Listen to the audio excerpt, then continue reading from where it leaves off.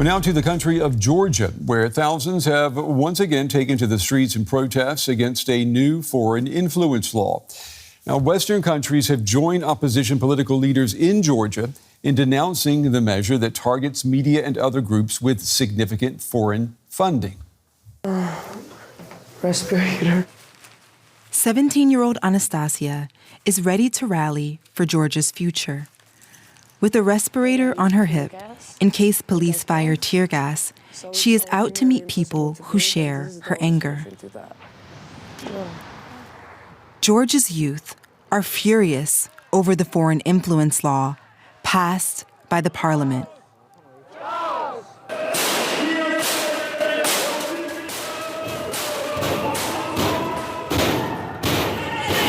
I feel like everything my parents, my grandparents worked for, everything's going into the water.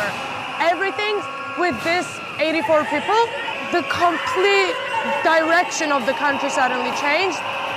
It's an unbelievable that I don't know if it leaves me angry, sad, confused, but I know that I'm completely devastated. Anastasia is referring to the 84 lawmakers who voted in favor of the law. It requires any NGO or media organization getting more than 20% of funding from abroad to register as an agent of foreign influence. The ruling Georgian Dream Party defends the law. Today is the most important day in terms of strengthening the independence and sovereignty of our country. The adoption of the law on transparency of foreign influence creates strong guarantees of long-term peace and tranquility in Georgia. The EU has warned that the law will endanger Georgia's path to the bloc. The Baltic states are among the strongest critics of the bill. In Tbilisi, their foreign ministers met Georgian President Salome Zurabishvili, who plans to veto the legislation. She has 14 days to act. All right, I'm joined now by Laura Thornton. She's the Senior Vice President for Democracy from the German Marshall Fund. It's good to have you with us. Georgia has seen weeks of protests over this foreign influence law, but the government is still forcing it through. What does that tell us? I mean, is the government reflecting the majority opinion in this country, or are the protesters speaking for the majority? Do we know? That's actually a really good question.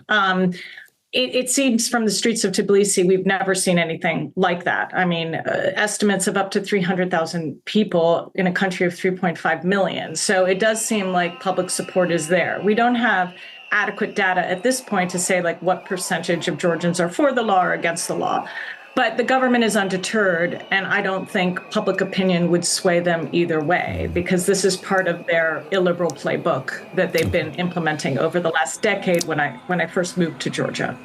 Critics of this legislation say that it threatens democracy there, but why is requiring media organizations to report where their funding comes from? Why is that seen as a threat?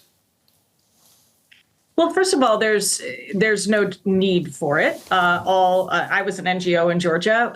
All of our information is public. There are no transparency concerns about that. Secondly, it is not only just a level of transparency which already exists. It is certain punitive measures against these groups, certain reporting requirements, let alone the stigma of being labeled as an actor of the state. And just because your NGO in Georgia receives 20% funding, say, from the EU or the United States, doesn't mean you're carrying out the interests of a foreign adversary. Mm-hmm. And keep in mind, the terminology that's being used around this law is flipping the switch between allies and enemies.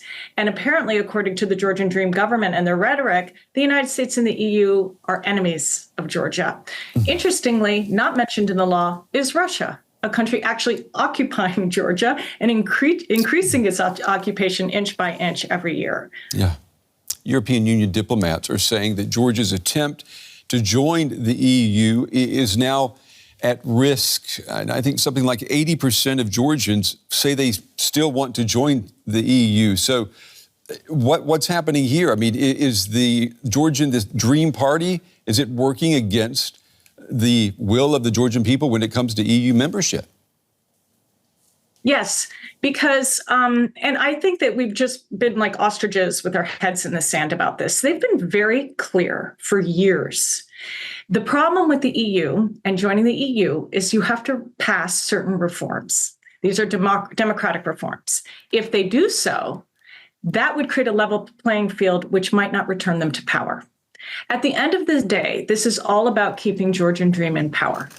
And being a democratic nation with a free and fair election, with transparent judiciary and all those facets that the EU requires, they might not win.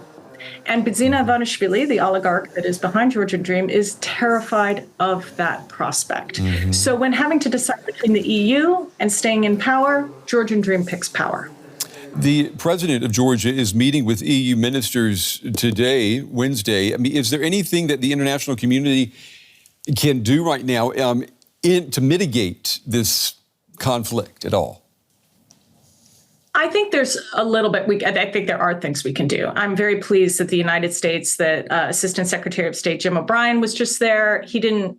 He indicated that if the law goes through, there will be sanctions from the United States, including travel bans for MPs, leaders, and their families. And this is really important because while Georgian Dream seems to love to adopt Russian tactics for suppressing democracy, they sure don't send their kids to study there.